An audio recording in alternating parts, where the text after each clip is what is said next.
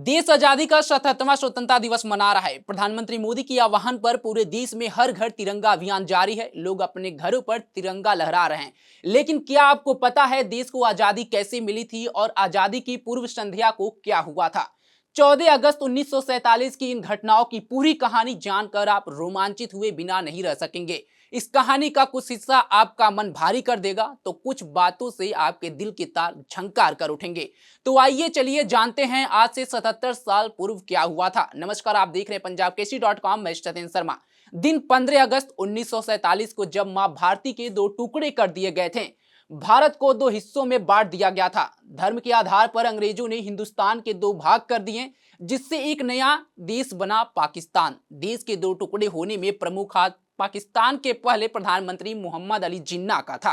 15 अगस्त के दिन भारत ने ब्रिटिश दास्तां की बेड़ियां काट डाली थी। एक दिन पहले 14 अगस्त को शाम होते ही पूरे भारत से ब्रिटिश शासन का प्रतीक झंडा यूनियन जैक उतार दिया गया था। उसकी जगह तिरंगे ने ले ली। चूंकि ज्योतिषियों ने 15 अगस्त का दिन आजादी के स्वागत सत्कार के लिहाज से उचित नहीं माना था, इसलिए 14 अगस्त की आधी रात को ही भारत की स्वतंत्र की घोषणा कर दी गई। उधर महात्मा गांधी कलकत्ता पहुंच गए थे, जहां पिछले साल ही भयंकर दंगा हुआ था। वो स्वतंत्रता के जश्न में शामिल होने दिल्ली में नहीं थे, क्योंकि उन्हें कलकत्ता में फिर दंगा होने का डर सता रहा था, जिसे उन्हें हर हाल में रोकना था। स्वतंत्र भारत के पहले प्रधानमंत्री पंडित जवाहरलाल नेहरू रात का खाना खाकर उठे ही थे कि लाहौर से एक फोन आया। वह लाहौर जो कुछ घंटों के बाद भारत से अलग होकर पाकिस्तान का हिस्सा बनने वाला था। वहीं प्रथम राष्ट्रपति डॉक्टर राजेंद्र प्रसाद अपने बगीचे में हवन करवा रहे थे। करीब करीब आधी रात में, जैसा ही हमेशा होता था, वह बिल्कुल ठीक समय पर तैयार हो गए। शाम के 5 बजने वाले थे। गांधी जी उन दोनों युवतियों के कंधों पर हाथ रखकर हैदरी हाउस के दरवाजे से बाहर निकले, जिन्हें वह लाड से अपनी बैसाखियां कहा करते थे। हैदरी हाउस के आंगन में काफी बड़ी भीड़ उन्हीं का इंतजार करती खड़ी थी। आज महात्मा जी अपनी प्रार्थना सभा में क्या कहेंगे? उस दिन भय और घृणा से सिहरते कलकत्ता के उस टूटे फूटे मकान के आंगन में उन्होंने एक ऐसी प्रार्थना सभा का आयोजन किया जो कि अपने तरह की अंतिम थी। अंग्रेजों से शासित भारत में आयोजित अंतिम प्रार्थना सभा। कल से हम अंग्रेजी राज से मुक्त हो जाएंगे। गांधी जी ने भीड़ को संबोधित करते हुए कहा कि लेकिन आज आधी रात को भारत के टुकड़े भी होने वाले हैं। कल का दिन आनंद का होगा, लेकिन उतने ही दुख का भी होगा। यह आजादी हम सबको एक बहुत बड़ी जिम्मेदारी सौंपी रही। हमें अपना विवेक और भाईचारा नहीं छोड़ना है। यदि इस विवेक और भाईचारे की रक्षा कलकत्ता में हो गई तो समझ लीजिए कि सारे देश में हो गई है। कलकत्ता के उदाहरण के सारे देश की मानवता जाग जाएगी।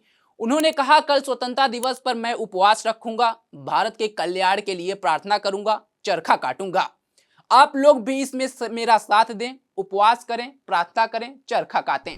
14 अगस्त को जब सूर्यास्त हुआ तो देश में ब्रिटिश शासन का झंडा यूनियन जैक उतारा जाने लगा। नेहरू ने माउंटबेटन की वह बात मान ली थी कि भारतीय भले ही अपना झंडा फहराने का समारोह मनाएं, लेकिन यूनियन जैक के उतारे जाने का जश्न नहीं मनाएं, ताकि अंग्रेजों को कोई तकलीफ नहीं पहुंचे। इधर मद्रास के नटराज मंदिर में पीतांबर और अन्य पवित्र वस्तुएं लेकर जो साधु दिल्ली आए थे, उसका भव्य जुलूस यार्क रोड के 14 नंबर के सादे बंगले की ओर बढ़ रहा था, ताकि उस व्यक्ति को ईश्वर का आशीर्वाद दिया जा सके जिसे ईश्वर पर बिल्कुल विश्वास नहीं था, जो कुछ ही घंटों बाद इस देश का कर्णधार बनते जा रहे थे। जवाहरलाल नेहरू ने एक नहीं अनेक बार सरेआम ऐलान किया कि ईश्वर के नाम पर भारत में ऊंच नीच और भेदभाव को बल मिला है, कि ईश्वर ने इस देश का कल्याण नहीं किया, दुर्दशा की है, कि धर्म का नाम सुनते ही मेरे मन में बुराई और निंदा जैसा भाव पैदा होने लगता है। ऐसे व्यक्ति उन सन्यासियों ने पीतांबर पहनाया, दूसरी पवित्र वस्तुएं से सजाया, उसके माथे पर भभूत और चंदन लगाएं, ताकि उसे स्वतंत्र भारत की समस्याओं से निपटने की शक्ति मिले। उधर नेहरू ने अपने माथे में भभूत और चंदन पोंछकर खाना खाया ही था कि अचानक उनका फोन घनघनाने लगा। उस समय वहां उनके पुत्री इंदिरा गांधी, प्रियदर्शिनी नेहरू और मेहमान पद्मजा नायडू मौजूद थीं। उन्होंने स्टडी रूम से आ रही नेहरू जी की तीखी आवाज से अनुमान लगा लिया था कि मामला ठीक नहीं है। नेहरू जी फोन पर बात करते आए तो उनका चेहरा इतना मुरझाया था कि दोनों महिलाएं चौंक गईं। नेहरू ने कुर्सी में निढाल होकर दोनों हाथों से अपना सिर पकड़ लिया। वह इतने दुखी थे कि कुछ भी बोल नहीं पा रहे थे। किताब में लिखा है कि आखिर जब उन्होंने सिर उठाकर महिलाओं की तरफ देखा तो उन आंखों में आंसू चमक रहे थे।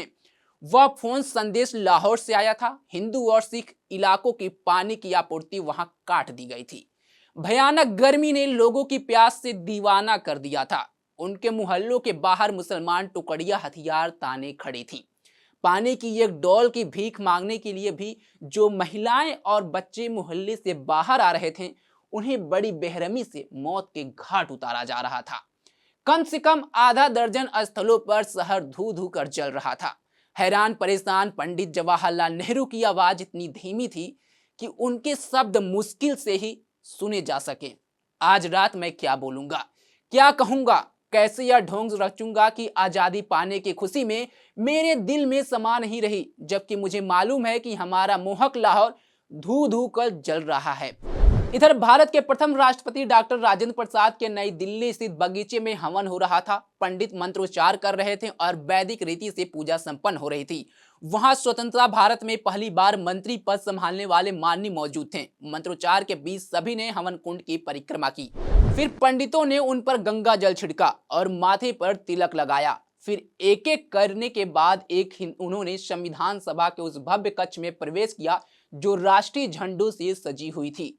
इधर संविधान सभा भवन में खादी पहने हुए एक व्यक्ति उस गलियारे में खड़ा था जहां से वह पूरी भीड़ पर नजर रख सकता था। उस भवन में नेहरू के ठीक सामने खादी पोशाकों में सजे नेता के बीच ठसाठस भरी हुई थी। नेहरू उन प्रतिनिधियों को संबोधित कर रहे थे, लेकिन थोड़ी देर में पहले टेलीफोन पर मिला लाहौर का समाचार उनके मन से उतर नहीं रहा था। ऐसे में न तो उन्हें इच्छा रही थी और न इतना समय ही मिल पाया था कि वह अपना भाषण वह लिख कर तैयार कर सकें। उस वक्त वो जो बोल रहे थे वह उनके दिल की आवाज थी। मानो जवाहरलाल नेहरू की जीभ पर आज साक्षात देवी सरस्वती विराजमान थी। नेहरू बोले, आज हम सब जो यहाँ मिल रहे हैं, इस मिलन को स्वयं हमने बरसों पहले तय कर लिया था। हमारी वह प्रतिज्ञा आज पूरी हो रही है। यह सच है कि सपने ज्यों का त्यों साकार नहीं हो रहा, लेकिन फिर भी अधिकांश सपना जो साकार हो ही गया है। आज ज्यों ही आधी रात की टंकार होगी, जब दुनिया सो रही होगी, भारत जागेगा और आजाद ही हो जाएगा। इतिहास में ऐसे क्षण कभी कभी ही आते हैं जब केवल एक दहलीज हम पार करें और पुराने को छोड़कर नए में आ खड़े हों। अब उसी एक कदम से पूरा युग समाप्त हो जाए और बरसों से दबे पड़े किसी देश की आत्मा एकाएक सोते से उठ जाए। बाद में नेहरू जी ने अपनी बहन को बताया, मुझे होश नहीं था कि क्या हो रहा है। शब्द जुबान पर आते और फिसलते जा रहे थे, जबकि दिमाग में लाहौर के ही आग भरे दृश्य लगातार कांप रहे थे। लेकिन संविधान सभा के सामने नेहरू जी प्रस्ताव रख रहे थे, ज्यों ही आधी रात की टंकार समाप्त होगी, हम सब उठ पड़ेंगे और भारतीय जनता की अधिकतम सेवा करने की शपथ लेंगे। सभा भवन से बाहर अचानक बिजली कड़क उठी और मानसूनी बारिश शुरू हो गई। भवन को चारों तरफ से हजारों भारतीयों ने घेर रखा था। वे भीगने लगे। चुपचाप क्षण क्षण नजदीक आ रही उस आधी रात की संभावना ने उन्हें इतना रोमांचित और मोहित कर रखा था कि भीगने का उन्हें पता भी नहीं चल रहा था।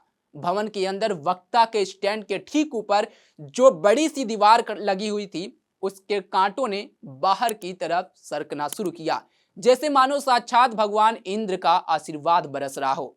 गंभीर खामोशी के साथ बैठे रहे सब। आधी रात की टंकार की प्रतीक्षा में वे मानो समाधि में चले गए। आखिर वह टंकार शुरू हुई जिसने एक दिन के समापन और साथ में एक युग के भी समापन की घोषणा कर दी।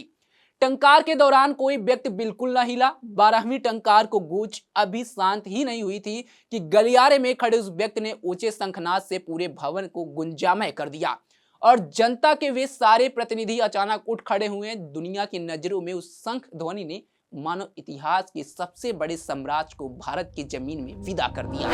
एक युग का प्रारंभ हुआ, एक युग का अंत हुआ। दोनों नवनिर्मित राष्ट्रों में उस शंखनाद के साथ नई धड़कनें शुरू हो गई थी। बड़ी बातों के अलावा छोटी छोटी भी कई बातें थी जिनसे पता चल रहा था कि अंग्रेजों का राज खत्म हो गया। बॉम्बे यार्ड क्लब के गेट पर पुलिस वालों ने बोर्ड लगा दिया, बंद। बंबई का वह क्लब गोरों ने अपनी श्रेष्ठता साबित करने के लिए विकसित किया था। वहां गोरों के अलावा अन्य किसी का प्रवेश नहीं हो सकता था। अब वहां भारतीय नौसेना का भोजनालय खुलने वाला था।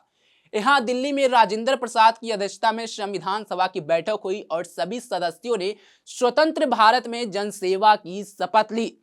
और उसी समय 15 अगस्त का वो दिन 1947 का पूरे इतिहास में गोल्डन अक्षरों से लिख गया, यानी कि स्वर्ण अक्षर से लिखा गया, जिसके बाद से आज जहां हम खड़े हैं ये स्वतंत्र भारत है, जिसकी नींव आज से 77 साल पहले लाल किले पे रखी गई थी और लाल किले पे पहली बार तिरंगा झंडा को फहराया गया था।